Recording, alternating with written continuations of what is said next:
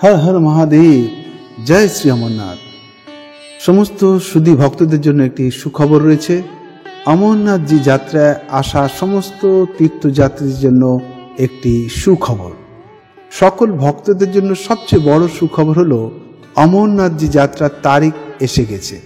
হ্যাঁ, কবে থেকে অমরনাথজি যাত্রা শুরু হচ্ছে, কখন রেজিস্ট্রেশন হবে এবং কিভাবে চিকিৎসা মেডিকেল শুরু হবে, এই ভিডিওতে আপনাদের সবাইকে সম্পূর্ণ বিবরণ দেওয়া হবে। তাই স্কিপ না করে সম্পূর্ণ ভিডিওটি দেখতে থাকুন আর জানতে থাকুন আপনার মনের প্রশ্নের উত্তর। জম্মু কাশ্মীর সহ গোটা দেশে শুরু হয়েছে লোকসভা নির্বাচনের প্রস্তুতি।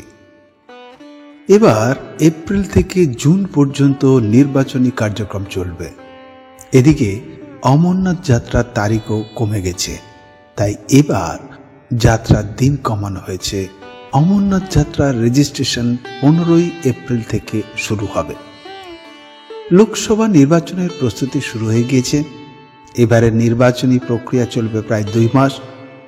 এদিকে নির্বাচনকে সামনে রেখে অমরনাথ যাত্রার দিনকেও কমিয়ে আনা হয়েছে। এইবার 2 মাস ধরে চলা অমরনাথ যাত্রা চলবে মাত্র 45 দিন। রাজভবনে লেফটেন্যান্ট গভর্নর মনোজ সিনহার বৈঠকের পর এই সিদ্ধান্ত নেওয়া হয়েছে। আগামী 15 এপ্রিল থেকে অমরনাথ যাত্রার রেজিস্ট্রেশন শুরু হবে। কিভাবে এবং কত দলে যাত্রী পাঠানো হবে তারও একটি পরিকল্পনা তৈরি করা হয়েছে। আর এবার অমরনাথ যাত্রা শুরু হচ্ছে 29 জুন আর শেষ হবে 19 আগস্ট। 2024-এর অমরনাথ যাত্রা শুরু হচ্ছে 29 জুন থেকে। 29 জুন শনিবার থেকে অমরনাথ যাত্রা শুরু হবে এবং চলবে 19 আগস্ট পর্যন্ত। ঝামেলা মুক্ত রেজিস্ট্রেশনের প্রস্তুতি নেওয়া হয়েছে এবছর। প্রতি বছরও তাই করা হয়। যাত্রার জন্য জম্মু ও কাশ্মীরের অনুমোদিত হাসপাতাল থেকে যাত্রীদের স্বাস্থ্যের শংসাপত্র অর্থাৎ মেডিকেল সার্টিফিকেট দেওয়া হবে। অমরনাথ যাত্রার ঐতিহ্যবাহী রুট হলো বালতাল ও পাহেলগাঁও। এখান থেকে প্রতিদিন প্রায় 10,000 তীর্থযাত্রীর একটি করে ব্যাচ পাঠানো হবে অমরনাথ যাত্রায়। অমরনাথ তীর্থযাত্রীরা দেশের 500টিরও বেশি ব্যাংকের শাখায় নিজেদের রেজিস্ট্রেশন করতে পারবেন। গত বছর 15,903 পনিওয়ালা, 10,023 জন পালকি এবং ডান্ডিওয়ালা ছিল 6,893 জন এবং পিট্টিওয়ালা ছিল 32,819 জন। এই রকম সব পরিষেবা প্রদানকারী যাত্রার জন্য শ্রম বিভাগ দ্বারা নিবন্ধিত হয়েছিল। অমরনাথ যাত্রা শুরু হচ্ছে শ্রাবণ মাসে।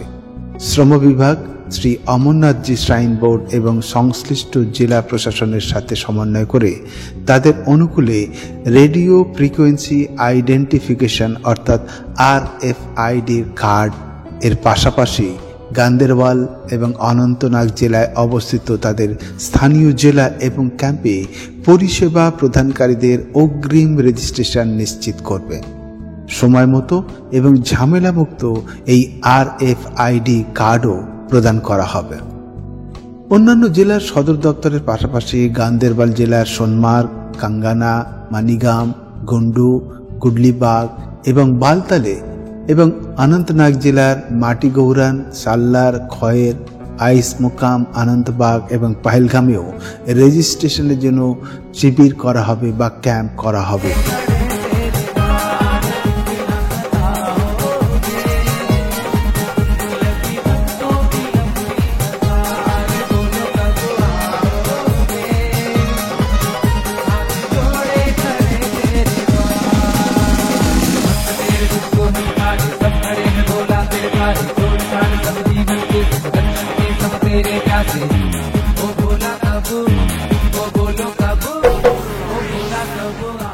আমি আরো একবার সকল ভক্তদেরকে পুনরাবৃত্তি করি যে অমরনাথ যাত্রা 2024 29 জুন থেকে শুরু হবে। আর এই সুসংবাদটি সকলের জন্য খুবই ভালো। আমরা আশা করি আমার এই ভিডিওটি আপনাদের সকলের পছন্দ হয়েছে। যদি ভালো লেগে থাকে লাইক ও শেয়ার করবেন এবং অন্যান্য ভোলে বাবার ভক্তদের কাছে পৌঁছে দেবেন, তারাও প্রস্তুতি নিতে পারবেন। তাহলে আজকের এই ভিডিওটা এখানেই শেষ করছি। অনুগ্রহ করে ভিডিওটি লাইক ও শেয়ার করবেন।